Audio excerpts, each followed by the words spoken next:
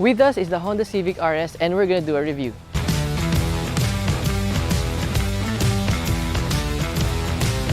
We've already shown you the entry-level Honda Civic 1.5S Turbo CVT, and this time we have the top-of-the-line RS. And we're gonna see what it has to offer. The Honda Civic 1.5 RS CVT Turbo Honda Sensing is priced at 1,760,000 Philippine pesos. Seems expensive, but it might actually be worth it. Like I said in our previous Civic review, the current gen goes for a more mature, sophisticated, and premium look. This RS is obviously the sporty one, and para siya yung tito or tita mong young at heart.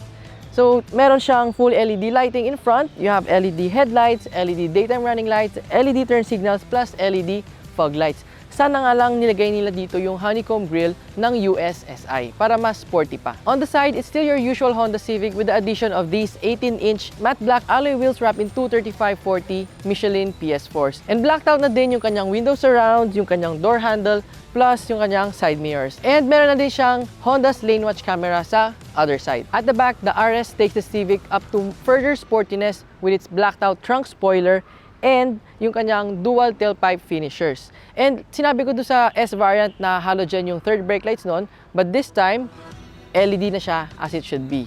And then opening the trunk, we love how it goes up all the way. And sa loob, you have 495 liters of cargo capacity, which is pretty good for its segment. Estimate namin dito, kasya siguro yung dalawang large luggage. Inside, this is pretty much the same with the other Civics except for a few upgrades like yung materials, the screen, and also the lighting. But we'll discuss those later. And pagdating sa materials, it is very good with a good amount of soft touch materials everywhere, lalo na pati yung kanyang door panels. And also we have this very unique honeycomb pattern na aircon vent, which meron siyang very nice clicking sound sa pang-adjust. Ang sarap niya paglaruan. And then we have sa center console naman a textured plastic na masarap hawak-hawakan, and mapapansin nyo na all plastic materials here inside are of good quality and alam mong very solid sila. The steering wheel naman is now wrapped in leather with red stitching, and it really looks good and it's also nice to hold. Maganda pa yung material niya. Then for the horn, ayan, it doesn't match pero pwede naman na. Now moving on, since RS to, mas malaki na yung mga screens niya. So for the instrument cluster, it's now 10-inch digital display na. Typical lang naman siya, pero ang maganda dito is that kita mo yung sasakyan, and then makikita mo yung brake lights and yung kanyang turn signals kapag ginagamit mo sila. Next is the infotainment. So larger na siya ngayon at 9 inches from 7, and it has Android Auto and a wireless Apple CarPlay. Plus, ang maganda pa dito, meron siyang 12-speaker Bose audio sound system, kaya pwede ka mag-sound trip dito sa loob. Anyway, yung screen response niya is good. Pareha siya sa mga newer Honda models. Ayan, what we do have to comment on is yung kanyang reverse camera na kailangan na mag-catch up ni Honda dito dun sa resolution niya. Moving down, we have dual zone automatic climate controls plus yung forever satisfying na dials ni Honda. Ayan, no? Ganda kasi ng tunog niya. And next naman, we have two USB ports here sa baba, and then isang 12-volt power outlet. Sayang nga lang na pwede pa sana nilalagyan ng additional USB Type-C somewhere here. So, para kompleto na siya dito. And then, you have wireless charging dito sa baba.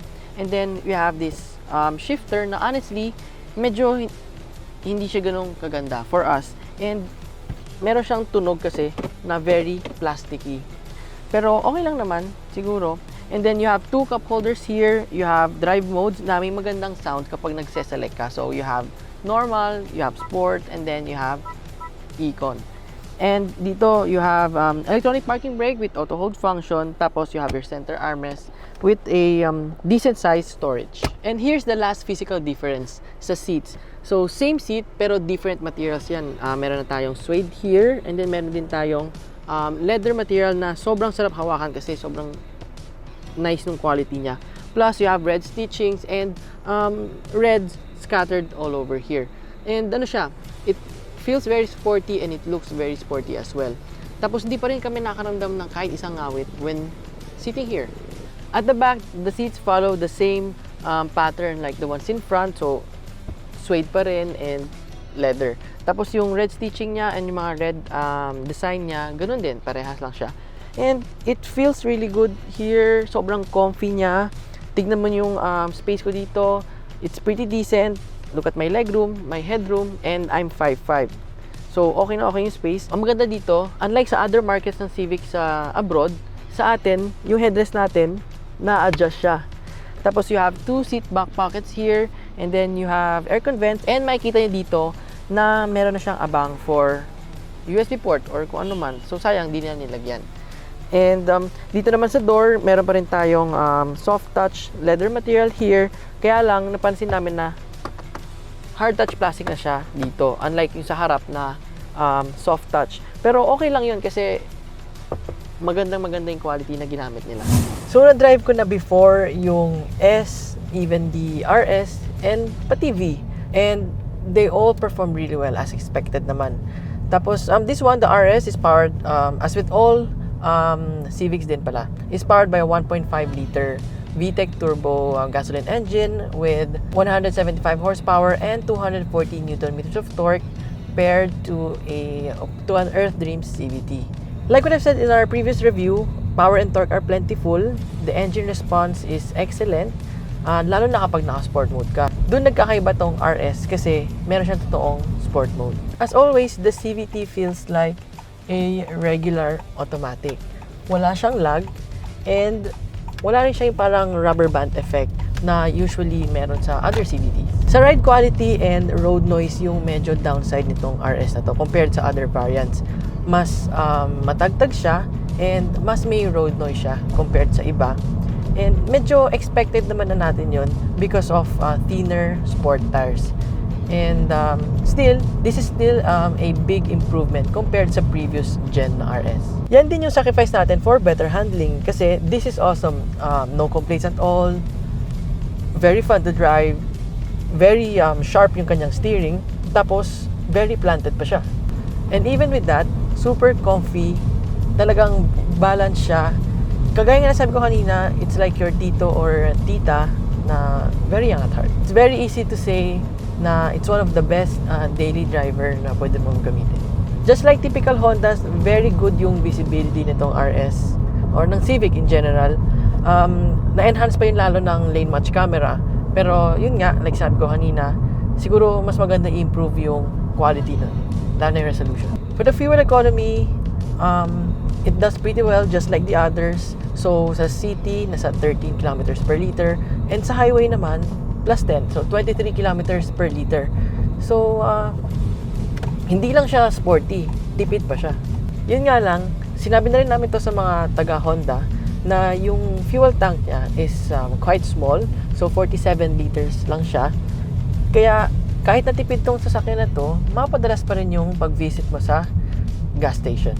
Before we end this review, we have some things that we think Honda could improve with the Civic RS, and truthfully, we can't think of anything else to say. And of course, we love the Civic and the RS even more, and here's 3 things we love. First is the design. Unlike the previous gen, this one offers something more subdued, something that doesn't stand out too much. It'll surely age better. Next, driving performance. This really provides the best driving experience in the segment. And finally, haptics. Halatang pinag-aralan talaga nito ng Honda. From the sounds from warnings and buttons to the satisfying clicks things make inside, it's something to love talaga. The Honda Civic has definitely grown up, pero nandyan pa rin yung sporty DNA niya. And judging by the things that we love, it's a perfect package and definitely worth it.